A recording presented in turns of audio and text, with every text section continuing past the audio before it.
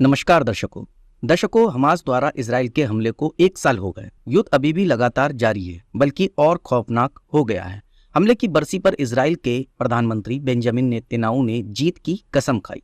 साथ ही कहा कि उनके देश की सेना ने हमास के 7 अक्टूबर के हमले के बाद से हकीकत को पूरी तरह से बदल दिया। गाजा पट्टी और लेबनान में चल रही लड़ाई के बीच नेतन्याहू ने सेना से कहा कि इजराइल ही जीतेगा। इस बीच इजराइल अब ईरान पर भी हमला करने की फिराक में है। हिजबुल्लाह प्रमुख सैयद हसन नसरल्लाह और हमास चीफ इस्माइल हानिया के मारे जाने के बाद से ईरान ने इजराइल पर 180 मिसाइलें दागी। बढ़ते संघर्ष में अमेरिका के शामिल होने का खतरा भी है। अमेरिका ने इजराइल को महत्वपूर्ण सैन्य और कूटनीतिक समर्थन प्रदान किया है। साथ ही अमेरिका के सहयोगी अरब देशों के भी इसमें कूदने का खतरा है, जिनके यहाँ अमेरिकी सैनिक मौजूद हैं। सीरिया, इराक और यमन में ईरान के सहयोगी आतंकवादी समूह पहले ही इजराइल पर लंबी दूरी के हमलों में शामिल हो चुके हैं। इजराइल ने बेरूत के दक्षिणी उपनगर में रविवार को हमले जारी रखे। ये हमले लेबनान में हिजबुल्लाह के खिलाफ लड़ाई का एक हिस्सा है, जहां ईरान समर्थित इस ग्रुप का ठिकाना है। इजरायली सेना के मुताबिक उसने बेरूत में हिजबुल्लाह के आतंकी निशानों, हथियार रखने की जगहों पर हमले किए। इससे यह भी कहा गया कि उसने हिजबुल्लाह के इंटेलिजेंस हेडक्वार्टर पर भी हमला किया। वहीं हिजबुल्लाह की तरफ से बताया गया कि उसने हाइफा के दक्षिण में स्थित मिलिट्री बेस को निशाना बनाया। इजराइल का ये तीसरा सबसे बड़ा शहर है जिस पर फादी एक मिसाइल से हमला किया गया है। इजरायली मीडिया के मुताबिक देश के उत्तर के हमलों में 10 लोग घायल हुए हैं। वहीं गाजा पट्टी में इजराइल ने एक मस्जिद पर हवाई हमला किया है, जिससे 26 लोग मारे गए। इस दौरान एक स्कूल पर असर पड़ा, जहां लोगों ने पनाह ले रखी है। इस बीच इजरायली सेना ने उत्तरी गाजा के जबालिया में नए सिरे से हवाई और जमीनी आक्रमण शुरू करने की घोषणा की है।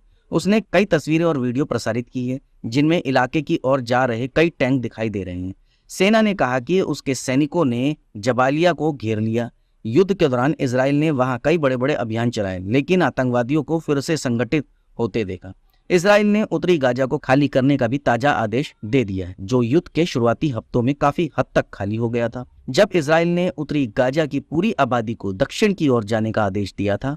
ऐसा अनुमान है कि कठिन परिस्थितियों और बड़े पैमानों पर विनाश के बावजूद 3 लाख लोग वहां रह रहे हैं। सेना ने इलाके में गिराए गए पर्चों में ये कहा कि हम युद्ध के नए चरण में हैं। इन इलाकों को खतरनाक युद्ध क्षेत्र माना जाता है। फलस्तीनी निवासियों ने उत्तरी गाजा में इजराइल की ओर से भारी बमबारी किए जाने की खबर दी है। निवासियों ने हवाई हमलों के बारे में सोशल मीडिया पर पोस्ट किया और अपने रिश्तेदारों के लिए शोक व्यक्त किया।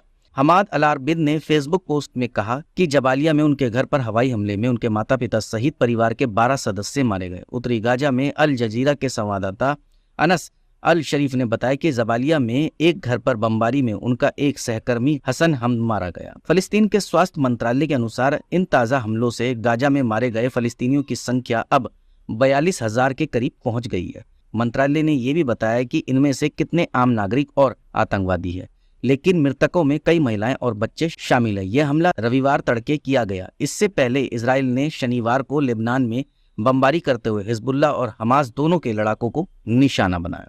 दर्शकों, हर बार की तरह हम फिर कहेंगे कि युद्ध किसी भी मसले का हल नहीं है। बातें बैठकर भी सुलझाई जा सकती है। अब देखते हैं ये युद्ध आखिर कहाँ जाएगा, पर यह युद्ध ऐसे ही चलता रहा तो न जाने कितने बेगुनाहों की जान जाती रहेगी।